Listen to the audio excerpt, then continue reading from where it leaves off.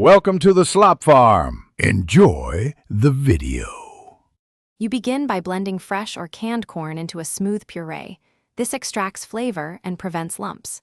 Once done, strain the puree into a bowl to remove fibers. This yields a silky custard.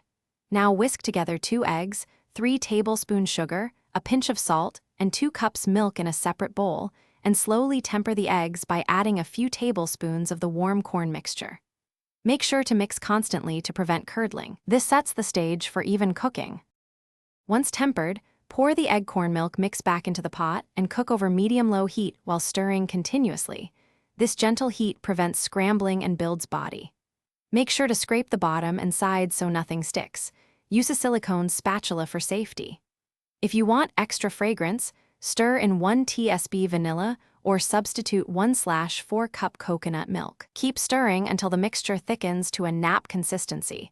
When it coats the spoon and leaves a ribbon, then remove from heat immediately to stop cooking. You finish by pouring the hot custard through a fine sieve into a clean bowl. This removes any tiny bits and ensures smoothness.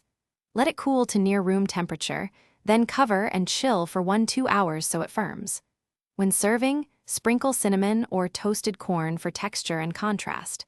If the custard curdles or becomes grainy, don't panic. Immediately strain, then gently reheat over very low heat while whisking vigorously until smooth. This rescue trick. Thanks for watching. Consider subscribing if we helped you today.